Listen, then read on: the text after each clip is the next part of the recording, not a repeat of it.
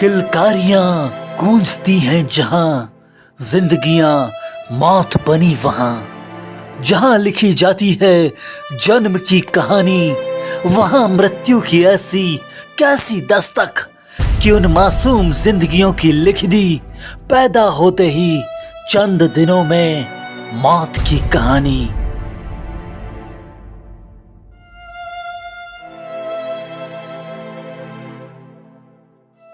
बहुत स्वागत है आप सभी का दी 1 मिनट शो में। आपके साथ मैं हूं संयम जैन।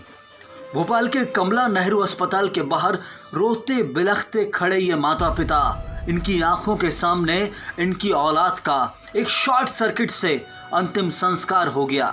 सुनने में भी अजीब लग रहा होगा और ये सच हो भी नहीं सकता। आप खुद समझदार हैं, समझ सकते हैं कि कभी शॉर्ट सर्किट किसी की मौत का कारण तभी बनती है जब वहां लापरवाही हो। सरकारी अस्पताल में ऐसी लापरवाही का नतीजा है कि इन 12 बच्चों की जान चली गई है, जिसकी जिम्मेदारी तय करने में सरकार को अभी तक टाइम लग रहा है। इस लापरवाही के हादसे में करीबन 12 बच्चों की मृत्यु हुई है, लेकिन सरकार सिर्फ 4 बच्चों की मौत को ही स्वीकृत करार दे रही है। बाकी रिपोर्ट्स के आने के बाद अगले दिन 8 बच्चों की मौत कही गई और उसके बाद फिर अगले दिन 12 बच्चों की मौत की बात कही गई है। लेकिन सरकार के मंत्री और मुख्यमंत्रियों के दौरे के तक सिर्फ 4 बच्चों की ही मौत स्वीकृत करार दी गई। यदि सरकार के मंत्री वहां 48 घंटे बैठते तो उन्हें पता होता कि 8 और 12 का ये आंकड़ा पहुंचा तो पहुंचा कैसे है। शिशु रोग विभाग की एचओडी डॉक्टर ज्योत्सना श्रीवास्तव का कहना है कि आग लगने के कारण 4 बच्चों की मृत्यु हुई थी, लेकिन उसी दिन आग से झुलसने के कारण अगले 48 घंटों के अंदर 8 और बच्चों की मौत हुई है। लेकिन सरकार में मंत्री विश्वास सारंग कहते हैं कि मेरे संज्ञान में सिर्फ 4 बच्चों की ही मौत की जानकारी है। बाकी ज्योत्सना श्रीवास्तव जो कह रही हैं वो इस जानकारी से खुद भली भांति परिचित होंगी कि वो क्या कह रही हैं। आखिर ये संज्ञान शब्द ही लोकतंत्र में लापरवाही की सारी सीमाओं को पार कर देता है। एक मंत्री अपनी आंखों के सामने 4 बच्चों की मौत को स्वीकृत करार दे रहे हैं, बाकी 8 बच्चों की उनको जिंदा या झुलसे हुए तरीके से उनके सामने बाहर ले जाया गया, लेकिन उन बच्चों ने उनके सामने दम नहीं तोड़ा, इसलिए उन 8 बच्चों की मौत को स्वीकार नहीं किया जाएगा। मौतें हुई 12, लेकिन सरकार ने मानी सिर्फ 4। क्या सरकार के किसी मंत्री की कोई औलाद उस अस्पताल के उस आग में झुलस रही थी जो उनके अंदर संवेदना का उबाल आएगा, जो उनका खून फटेगा इन औलादों की जलती हुई रूह देखकर और उनके माता पिता के निकलते हुए आंसुओं के सैलाब को देखकर? कभी नहीं, क्योंकि कुछ पल का दौरा कभी भी आपको जीवन भर का एहसास नहीं करा सकता।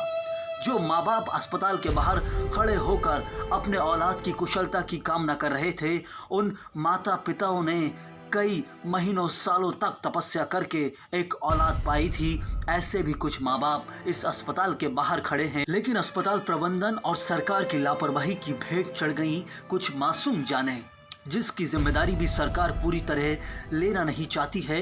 विश्वास सारंग ने सिर्फ 4 मौतों को ही स्वीकृत करार दिया है, क्योंकि उन्होंने अपने आंखों के सामने देखा था।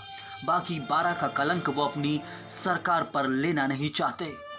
भोपाल का हमीदिया अस्पताल, कमला नेहरू अस्पताल और सुल्तानी अस्पताल, ये सरकारी अस्पतालों के नाम पे वो कलंक हो गए हैं जहां लापरवाहियों की सीमा पार हो चुकी है। कहने को ये भोपाल के सबसे बड़े अस्पताल हैं, जहां राज्य भर से लोग पहुंचते हैं अपनी मजबूरी को पूरा करने के लिए, लेकिन मजबूरन उन्हें यहाँ निराश ही होना पड़ता है। कहते तो ये भी हैं कि कुछ भला हुआ आदमी यहाँ पहुँच जाए तो अच्छा खासा आदमी अस्पताल में कदम रखते ही यहाँ बीमार हो जाता है, और उसी का नतीजा है कि ये 3 अस्पताल जो एक बड़े परिसर में फैले हुए हैं, यहाँ अभी भी असुविधाओं का बहुत ज़्यादा बोलबाला है। आग लगने की घटना के बाद सरकार में मंत्री विश्वास सारंग ने बमुश्किल तरीके से अधिकारियों पर कार्रवाई करते हुए उन्हें पद से हटाया है, लेकिन इसके बाद होगा क्या? कुछ दिनों बाद वो अधिकारी वापस अपने पदों पर पहुंच जाएंगे, इस अस्पताल में नहीं तो राज्य के किसी और अस्पताल में सही, लेकिन उन 12 मासूम जिंदगियां जो इस दुनिया से गुजर चुकी हैं, उनके माता पिता आज भी इंतजार करेंगे उनको कुछ न्याय मिले। लेकिन न्याय के रूप में सिर्फ याद रखिए, आप इस देश में लापरवाही पर कोई सजा नहीं है। भ्रष्टाचार के ऊपर कानून है, उस कानून को यदि आप पार करते हैं तो शायद आपको भ्रष्टाचार के रूप में कभी समस्या आएगी तो न्याय मिल जाएगा। लेकिन लापरवाही से आप हर दिन गुजरेंगे। लापरवाही के ऊपर इस देश में कोई कानून ही नहीं बना है जो आपको न्याय दिला सके। आग की घटना एक बहुत बड़ी लापरवाही की घटना है। सरकारी तंत्र की पोल तो कई बार खुलती है और इस बार भी खुली है, लेकिन होगा क्या? लोग चाहते हैं कि यहाँ हत्या का केस दर्ज हो। अस्पताल प्रबंधन कहता है कि ये एक एक्सीडेंट है। यह फैसला सरकार को करना है कि वो संविधान के उन पन्नों को खंगाले और देखे क्या लापरवाही के ऊपर कोई केस दर्ज करने का प्रावधान है भी या नहीं। क्योंकि लापरवाही के लिए जिम्मेदार अस्पताल प्रबंधन से ज़्यादा वो खुद सरकार है, जो ये तय करने में स्थिति में नहीं है कि वो इस केस को लेकर करे तो करे क्या।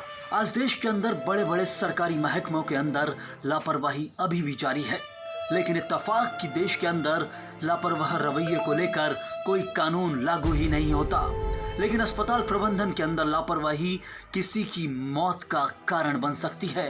तो क्यों ना अस्पतालों के अंदर, स्वास्थ्य विभाग के अंदर लापरवाही के लिए जिम्मेदार लोगों को मौत की सजा का कानून बना दिया जाए।